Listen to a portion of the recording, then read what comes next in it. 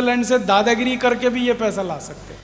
Switzerland है कितना बड़ा देश, छोटा सा, आर्मी उसके पास नहीं, एयरफोर्स उसके पास नहीं, नेवल फोर्स उसके पास नहीं, पुलिस उसके पास नहीं। थोड़ा अगर हम टाइट कर दें 1 मिनट में दे देंगे वो सारा पैसा। तो इसलिए दादागिरी करके भी ला सकते हैं, कानून से भी ला सकते हैं, संसद की मदद से ला सकते हैं, सुप्रीम कोर्ट की मदद से ला सकते हैं। रास्ते बहुत हैं, पैसा ये लाना है 110 लाख करोड़। फिर आप बोलेंगे इसका करना क्या है? करना क्या है? देश का विकास करना है, जो नहीं हुआ 62 साल में। तो 110 लाख करोड़ में क्या क्या हो जाएगा? छोटी छोटी कुछ बातें बताता हूं। हिंदुस्तान में 6,38,365 गांव हैं। हर गांव में 100 उद्योग हम लगाएं, 100 उद्योग हर गांव में। इसको ध्यान से सुनिएगा, 1 नहीं, 2 नहीं, 3 नहीं, 100 उद्योग हर गांव में लगाएं तो मात्र 10 लाख करोड़ का खर्च होगा। और हमारे पास 110 लाख करोड़ है। आप बोलेंगे कौन कौन से 100 उद्योग? हमारे भारत में 2 लाख से ज्यादा गांव हैं जहां कपास पैदा होता है। जहां कपास पैदा होता है वहां सूत बन सकता है, जहां सूत बन सकता है वहां खादी वस्त्र बन सकता है। तो खादी वस्त्र निर्माण का उद्योग हर देश के, माने भारत देश के 2 लाख गांव में चल सकता है। और उनमें जो खादी बनेगी वो सब हम भारतवासी खरीद कर उसका उपयोग कर सकते हैं। अभी भारत में 1% लोग खादी खरीदते हैं।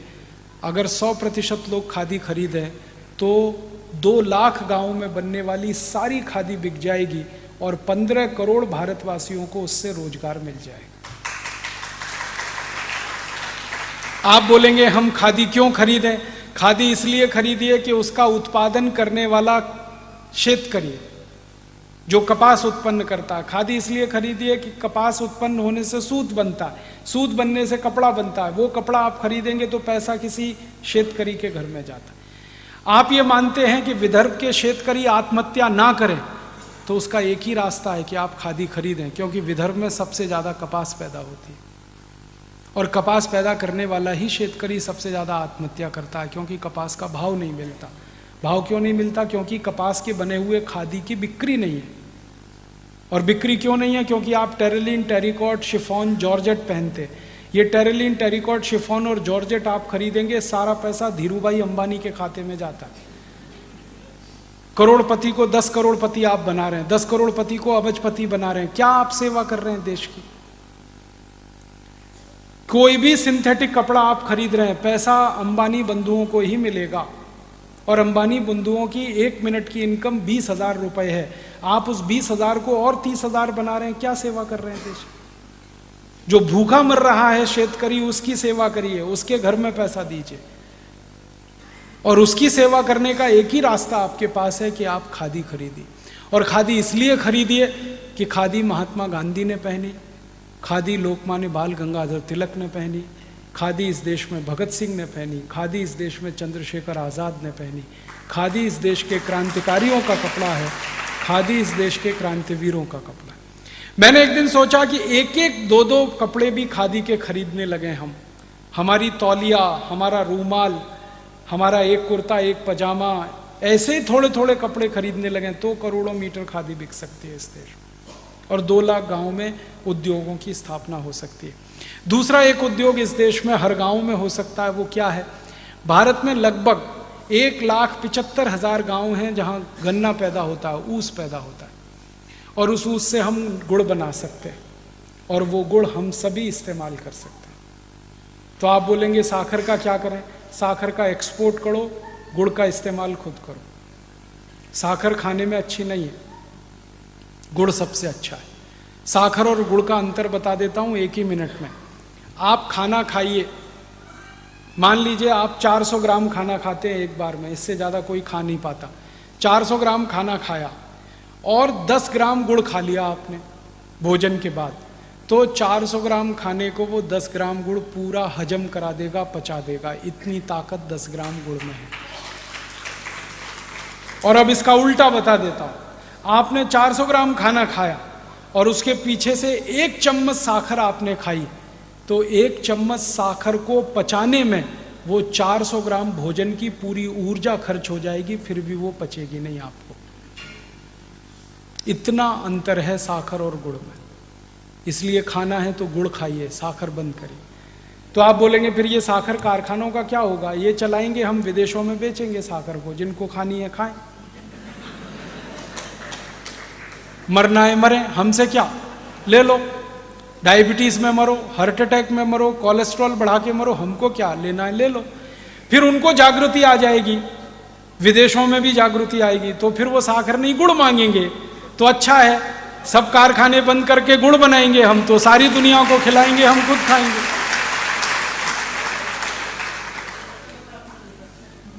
आपको मालूम है साखर बनाने के लिए करोड़ों रुपए का प्रोजेक्ट लगता है, बैंक से लोन लेना पड़ता है, करोड़ों रुपए इन्वेस्ट करना पड़ता है। गुड़ बनाने के लिए छोटे से प्रोजेक्ट में हो जाता है, बैंक से लोन नहीं लेना पड़ता, करोड़ों रुपए खर्च नहीं होते, बहुत आसानी से हो जाता है। और कोल्हापुर, सतारा, सांगली के सब शेतकरी गुड़ बनाने की टेक्नोलॉजी जानते हैं, उनको सिखाने की जरूरत नहीं है, वो हजारों साल से बनाकर इस्तेमाल करते रहे। और गुड़ से भी अच्छी एक चीज है जो सारी दुनिया को हम खिलाएं तो बात ही कुछ और है, वो है काकवी। आपको सुनकर हैरानी होगी, वो गुड़ से भी अच्छी है। गुड़ तो अच्छा है ही, लेकिन वैज्ञानिकों ने जो रिसर्च करके दिया वो बताया काकवी गुड़ से भी 100 गुना अच्छी है। और काकवी बनाना तो सिर्फ शेतकरी जानता है, इसका माने टेक्नोलॉजी उसके हाथ। हम अगर उसको प्रमोशन करें, गांव गांव में जहां भी ऊस उत्पन्न हो रहा है वहां काकवी बने, बोतल में बंद करके अच्छी पैकिंग करके सारी दुनिया में बिके, लोग खरीदने को तैयार हैं, क्योंकि उनको वो क्वालिटी की कोई चीज मिलती नहीं, हम दे सकते। तो दूसरा उद्योग ये चल सकता है। तीसरा एक बड़ा उद्योग हर गांव में हो सकता है, तेल का। हमको मूंगफली का तेल चाहिए, शेंगा का तेल चाहिए, तिल का तेल चाहिए, सरसों का तेल चाहिए, और ये सब शेंगा तिल गांव में उत्पन्न होता है। 2 लाख गांव हैं जहां शेंगा होता है, जहां तिल होता है, जहां सरसों होती है। हर जगह तेल निकल सकता है गांव में। बिजली नहीं है तो भी तेल निकल सकता है। तेल निकालने का वो पहले एक छोटा सा कोलू चलता था बैल की मदद से, वो अभी फिर चल सकता है, और उसका निकाला हुआ तेल दुनिया में सर्वश्रेष्ठ है। आप जानते हैं क्यों? क्योंकि वो तेल अगर हम खाएं तो हार्ट अटैक कभी आ नहीं सकता, क्योंकि उस तेल से HDL बढ़ता है, और अभी जो डब्बा बंद तेल हम खाते हैं उससे LDL और VLDL बढ़ता है, जो हार्ट अटैक का सबसे बड़ा कारण। हमारे जो पुराने लोग थे ना, पूर्वज, वो तेल वही खाते थे जो कोलू से निकलता था। धीरे धीरे धीरे धीरे, जानते हैं उसमें खासियत क्या है? टेम्परेचर नहीं बढ़ता तेल का, बहुत धीमे धीमे निकलता है। तो तेल की सारी पौष्टिकता, जो उसका प्रोटीन तत्व है, वो जिंदा रहता है उसमें, और उसी कारण किसी को हार्ट अटैक नहीं आता था। हमारे पुरखे बहुत तेल खाते थे, तूप भी बहुत खाते थे, तो भी हार्ट अटैक नहीं आता। अभी हम डब्बा बंद तेल खाते हैं, ये डब्बा बंद तेल मशीनों से निकलता है। मशीन से जब तेल निकलता है तो टेम्परेचर इतना बढ़ता है कि तेल की सारी पौष्टिकता जल जाती है। फिर उसमें दूसरे तेल मिलाते, सरकार ने उनको लाइसेंस दिया हुआ है भेड़सेड़ करने का, मिलावट करने का। आपको मालूम है, शुद्ध तेल में बाहर से आयातित बहुत सारे दूसरे तेल मिला देते हैं, और वो तेल आपको हजम नहीं होते, फिर आपके जीवन में दुख का कारण बनते हैं। तो हम शुद्ध तेल गांव गांव निकलवाएंगे, बैलों से फिर तेल का कोलू चलवाएंगे, बैलों को काम मिलेगा, शेतकरी को काम मिलेगा, तेल का डब्बा गांव से भर के शहर में आके बिकेगा, और इस तेल को खाने के लिए लोग तैयार हैं, देने वाले नहीं है। 56,000 कोटी रुपए का बाजार है तेल का हिंदुस्तान में। हम कम से कम 10 कोटी शेतकरी को रोजगार दे सकते हैं तेल के उद्योग, ये हम करेंगे। फिर और एक काम हो सकता है, भारत में गेहूं उत्पन्न होता है, लगभग 2.5 लाख गांव हैं जहां गेहूं होता है। जहां गेहूं होता है वहां गेहूं का आटा बन सकता है।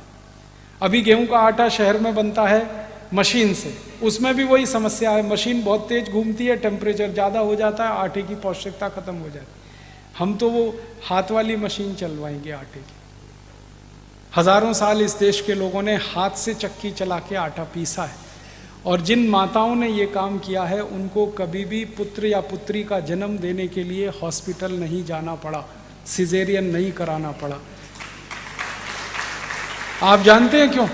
जब वो चक्की चलाते हैं तो उसमें सबसे बड़ी एक्सरसाइज होती है, वो गर्भाशय की होती है, पेट की होती है, और माँ का गर्भाशय सबसे ज़्यादा लचीला बनता है जब आप वो चक्की चलाते हैं, और अगर गर्भाशय फ्लेक्सिबल है तो बच्चे का जन्म सबसे आसानी से हो सकता है।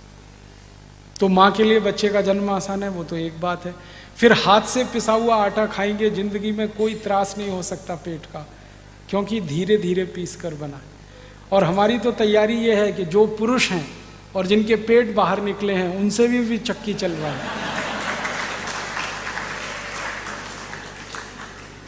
उनका भी पेट अंदर चला जाएगा, वो स्लिम और ट्रिम हो जाएंगे। ऐसे भी चक्की चलाते हैं ना, स्वामी रामदेव जी चलवाते हैं कि नहीं? फिर असली में चलवाएंगे। गांव गांव में आटा भी बनेगा, लोगों को रोजगार मिलेगा, हमको बेस्ट क्वालिटी। और आपको माहिती है, शेतकरी गेहूं बेचे तो 11 रुपए किलो और गेहूं का आटा 26 रुपए किलो।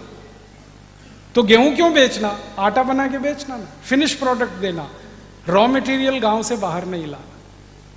भारत में 90,000 गांव हैं, 90,000, जहां बटाटा उत्पन्न होता है।